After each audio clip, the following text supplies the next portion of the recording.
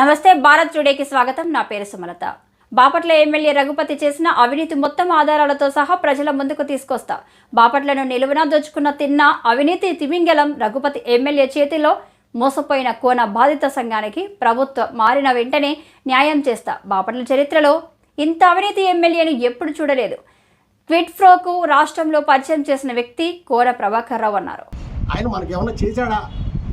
అసలు ఆయన ఏమన్నా మనకేమన్నా చేశాడా అని అడిగితే గోవిందరావు గారు చెప్పగలుగుతారో, కళ్ళ మన నీళ్లు పెట్టుకుంటారో. ఆయన అడిగితే చెప్తాను, మీ పెదనాన్ని అడిగితే చెప్తాను. లేదు మీ బాబాయ్ చెప్పాడని, లేదా మీ బాబాయ్ ఏదో ఇక్కడ గెలిపించేసానంటే అది కరెక్ట్ కాదు. వాస్తవాలు తెలుసుకున్నాను, మాట్లాడు. లేదు నేను నా వైపు నుంచి ఏదైనా తప్పు ఉంది ఎత్తి చూపించు, నువ్వు ఈ తప్పు చేస్తున్నావు, ఇది ఉంది ఇలా ఉంది అడుగు, నేను దానికి సమాధానం చెప్పు. నేను ఎలిగేషన్స్ చేస్తే ఆ ఎలిగేషన్స్ నువ్వు సమాధానాలు చెప్పకుండా ఏదేదేదేదో మాట్లాడితే అది కరెక్ట్ కాదు. జనాలు ఏదో మధ్య పెట్టి మళ్ళీ ఇంకొకసారి గెలుద్దామని అనుకుంటే జరిగేది కాదు. నేను మొన్న కూడా చాలా స్పష్టంగా చెప్పాను.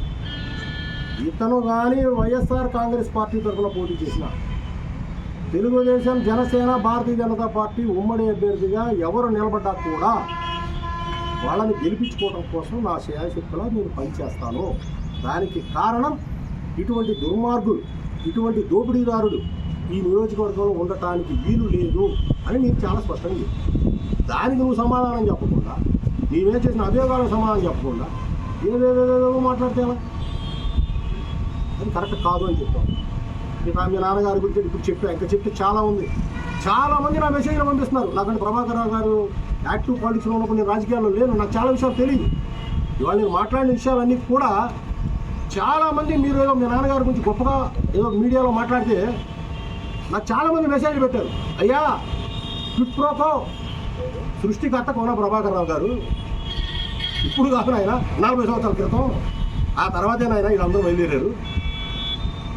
మరి ఆయన గురించి ఈయన పెద్ద గొప్ప చెప్తున్నాడు. ఆ 2 మొక్కలు నా తరపున నువ్వు చెప్పాయా? రేపు ఏదైనా మీడియా సమావేశం ఏర్పాటు చేస్తావు కదా, ఏర్పాటు చేసినప్పుడు ఆ 2 మొక్కలు చెప్పాయా వాళ్ళ నాన్నగారు చేసింది ఇక్కడ వ్యక్తిగతంగా ఎంతమందిని ఇబ్బంది పెట్టాడు అవన్నీ నేను మాట్లాడదలుచుకోవాలి. ఈ టైంలో